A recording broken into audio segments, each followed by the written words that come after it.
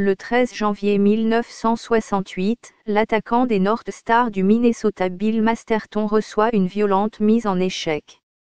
Le joueur tombe sur la glace et sa tête percute la patinoire. Il meurt 2 jours plus tard des suites d'une hémorragie au cerveau. Il ne portait pas de casque. Ce décès incitera la Ligue nationale de hockey, LNH, à modifier ses règlements en matière de sécurité. Le 1er novembre 1959, Jacques Plante, le gardien des Canadiens de Montréal, reçoit un tir du revers qui lui fracasse le nez.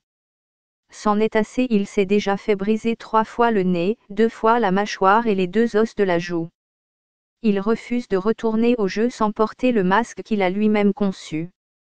Theo Blake, son entraîneur, n'est pas d'accord, mais il n'a pas le choix. Dans cet extrait de l'émission Qui sont-ils ? Diffusé le 19 juillet 1979, Jacques Plante raconte au journaliste Guy Ferron ce qui l'a motivé à changer les mentalités. À l'époque, les observateurs de ce sport considèrent qu'un masque gênerait le travail du gardien. Le geste audacieux de Jacques Plante lui donnera pourtant raison puisqu'il coïncide avec une série de victoires de l'équipe. L'augmentation de la vitesse du jeu, l'avènement du tir frappé et de la lame de bâton courbé rendent la protection faciale indispensable. Peu à peu, les gardiens des autres formations adoptent l'idée. Tout de même, dans les années 1960, la majorité des joueurs professionnels ne portent pas de masque ou de casque protecteur.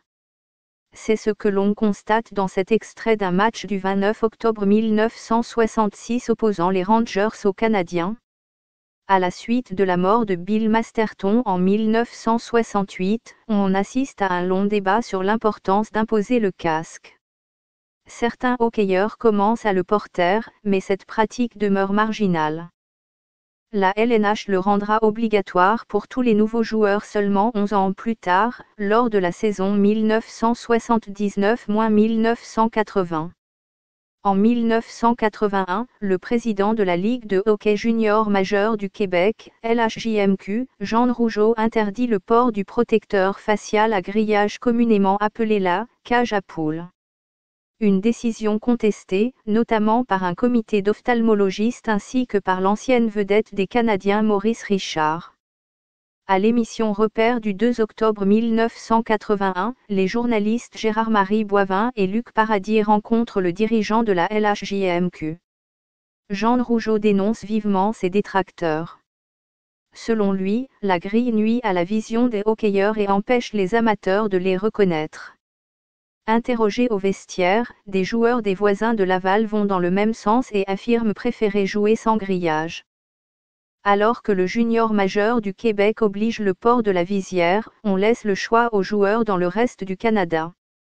À cette époque, les hockeyeurs professionnels portent le casque, mais sans protection faciale.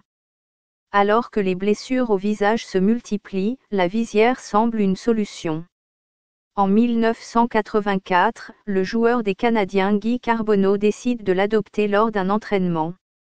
Dans un reportage diffusé aux nouvelles, le journaliste Lionel Duval s'entretient avec l'entraîneur adjoint Jean Perron au sujet de nouveaux casques munis d'une visière. Est-ce que tous les joueurs devraient porter la visière ?